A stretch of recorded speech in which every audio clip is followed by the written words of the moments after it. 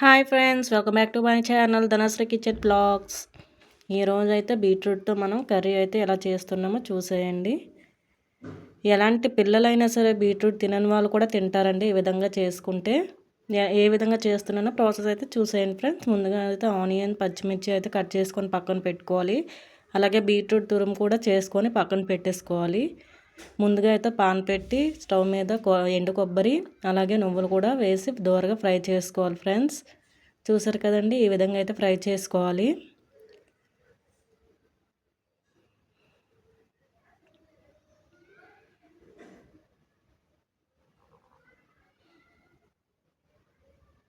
ఇప్పుడైతే ఇవైతే ఫ్రై అయితే అయిపోయాయి ఫ్రెండ్స్. మనకి నువ్వులు కొబ్బరి కూడా హెల్త్కి చాలా మంచిది కదండి. ఇప్పుడైతే వీటిని మిక్సీ జార్లో వేసేసుకోవాలి, గ్రైండ్గా ఫైన్ చేసుకోవాలి. తర్వాత స్టవ్ మీద పాన్ పెట్టి ఆయిల్ వేసుకోవాలి. ఎండుమిర్చి అలాగే జీలకర్ర ఒక స్పూన్ వేసుకోవాలి. అలాగే ఆవాలు కూడా ఒక స్పూను, శనగపప్పు ఒక స్పూను. వీటినైతే బాగా ఫ్రై చేసుకోవాలి ఫ్రెండ్స్. తర్వాత మనం పచ్చిమిర్చి, ఆనియన్స్ అయితే కట్ చేసి పెట్టుకున్నాం కదండి, అవి అయితే వేసేసుకోవాలి.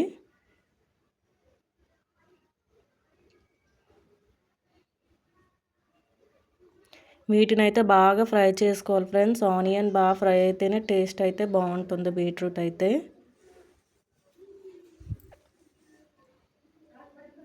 అలాగే కరివేపాకు కూడా వేసుకోవాలి.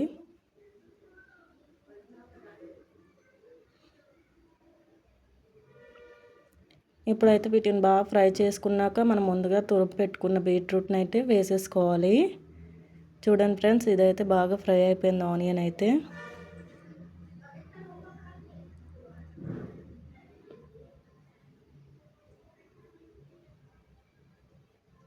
ఇప్పుడైతే వేసేసుకోవాలి బీట్రూట్ తురుము అయితే.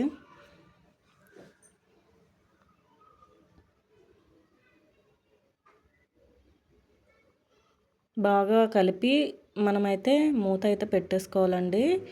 5 మినిట్స్ అయితే అలా ఉంచి మూత పెట్టేసుకొని బాగా ఫ్రై అయిపోవాలండి. ఈ లోపు అయితే నేను మిక్సీ గ్రైండ్ అయితే చేసుకున్నాను ఎండు కొబ్బరి, నువ్వులు. చూసారు కదా ఫ్రెండ్స్, బాగా ఫ్రై అయితే అయిపోయింది. ఇప్పుడైతే పసుపు వేసుకోవాలి, అలాగే సాల్ట్ కూడా వేసేసుకోవాలి.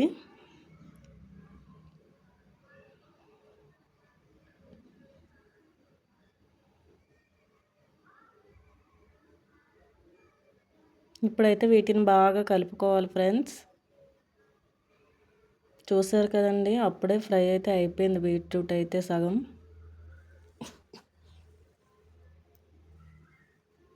అలాగే కొంచెం కారం అయితే వేసుకోవాలి.